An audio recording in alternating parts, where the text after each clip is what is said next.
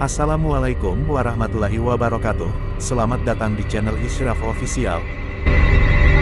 Kaum Yahudi Bani Nadir sebenarnya sudah lama bersekutu dengan Bani Amir, sehingga Nabi meminta bantuan mereka untuk membayar diat.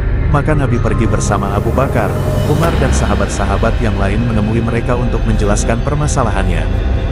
Kaum Yahudi itu setuju untuk memenuhi permintaan Nabi, dan mempersilahkan rombongan Nabi menunggu hingga suguhan siap dihidangkan. Nabi menerima tawaran mereka. Kemudian beberapa orang Yahudi itu pergi keluar, termasuk juga kepala sukunya. Huyai berpura-pura memberi instruksi untuk menghibur rombongan Nabi tersebut. Saat itu, ketika Nabi dan para sahabatnya duduk di depan salah satu dinding benteng itu, Nabi didatangi Jibril yang tak terlihat oleh sahabat yang lain.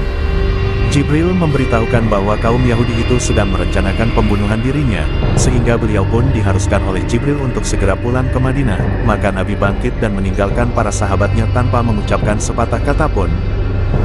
Semua sahabat menganggap bahwa beliau akan kembali, namun selang beberapa lama, Nabi belum juga kembali. Kemudian Abu Bakar mengusulkan, sebaiknya sahabat yang lain segera pergi juga. Akhirnya mereka berpamitan kepada kaum Yahudi itu, dan mereka pulang langsung menuju ke rumah Nabi dan menanyakan apa yang terjadi. Nabi menceritakan kepada mereka yang sebenarnya. Kemudian Nabi mengutus Muhammad bin Maslamah ke kaum Yahudi itu untuk menyampaikan pesan beliau. Dengan sangat cepat lelaki itu pergi menuju benteng Bani Nadir. Ia berkata, Rasulullah telah mengutusku datang ke sini untuk menyampaikan pesan, karena kalian bermaksud untuk membunuhnya, maka berarti kalian membatalkan perjanjian yang telah dibuat beliau dengan kalian. Kemudian, setelah menceritakan rencana busuk mereka secara detail seperti yang Nabi perintahkan, ia pun menegaskan inti pesannya. Kalian diberi Nabi waktu 10 hari dari sekarang untuk segera keluar dari negeri ini. Kemudian Nabi berpesan, siapapun di antara kalian yang masih ada setelah ini akan dipenggal kepalanya. Mereka berkata, Hai anak Maslamah, kami tak pernah menyangka seorang Aus dapat menyampaikan pesan seperti itu kepada kami. Hati kami telah berubah, jawab mereka. Setelah itu, sebagian besar mereka telah bersiap-siap untuk pergi, tapi Ubay mendesak mereka untuk tetap tinggal di situ dan berjanji akan membantu mereka. Dengan mudah Huyai membujuk mereka. Kelompok yang hendak pergi itu dan berjanji tidak akan membiarkan kaum Yahudi itu dalam keadaan kritis. Kemudian ia mengajak sekutunya yang terkuat dan mengutus saudaranya kepada Nabi bahwa mereka tidak akan meninggalkan tempat tinggal mereka. Allahu Akbar, puja Nabi. Kemudian diikuti para sahabatnya bertakbir. Beliau berkata, kaum Yahudi telah mengumumkan perang. Kemudian Nabi segera mengerahkan pasukan dan memberikan bendera ke tangan Ali. Mereka berangkat ke permukiman suku Nadir itu. Mereka mendirikan salat asar di suatu lapangan luas yang telah dikosongkan oleh kaum Yahudi sebagai pertahanan luar mereka. Setelah salat, Nabi memimpin pasukannya menuju benteng musuh.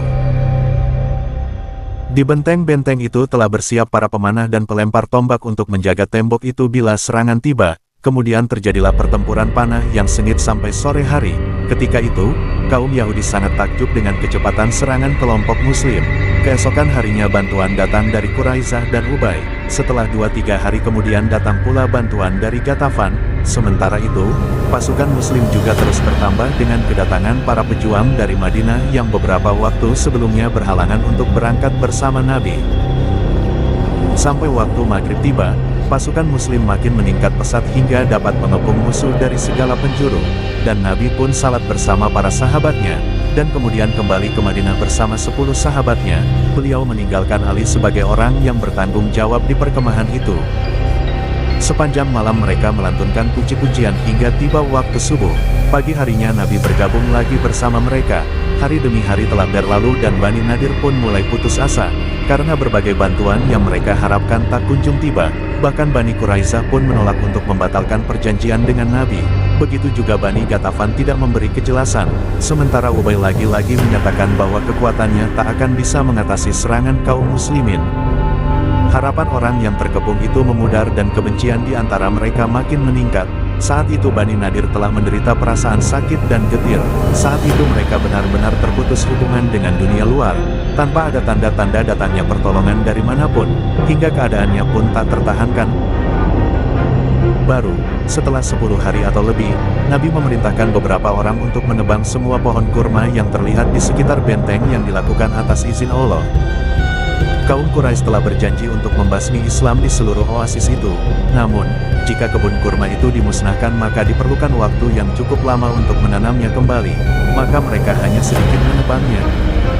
Kemudian, Huyai segera menyampaikan pesan kepada Nabi bahwa mereka akan meninggalkan tanah mereka, tetapi Nabi menegaskan bahwa mereka tak punya banyak waktu lagi untuk membereskan dan membawa serta harta benda mereka.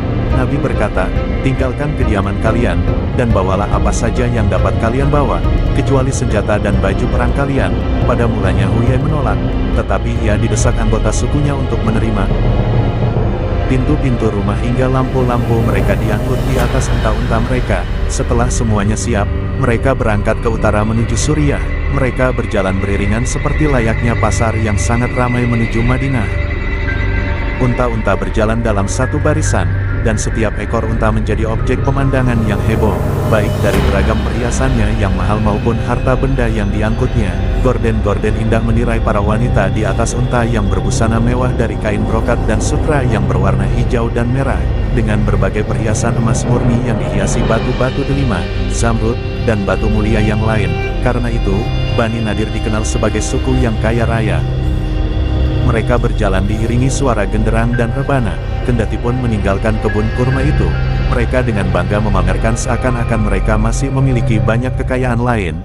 Banyak di antara mereka yang berhenti dan bermukim di tanah milik mereka di Khaybar, dan sebagian yang lain meneruskan perjalanan ke utara dan berdiam di Jericho atau selatan Suriah.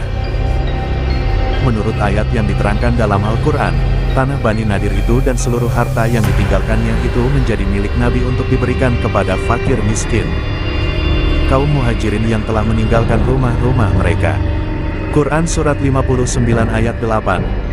Waktu itu hanya 2 orang kaum Ansar yang mendapat bagian karena kemiskinannya. Namun, Nabi memberikan sebagian besar harta itu kepada kaum muhajirin. Nabi telah membuat mereka mandiri dan meringankan beban kaum Ansar yang selama ini membantunya dalam kemiskinan. Terima kasih telah menonton video kami hingga selesai. Untuk mendapatkan video selanjutnya jangan lupa subscribe dan tekan tanda loncengnya. Wassalam.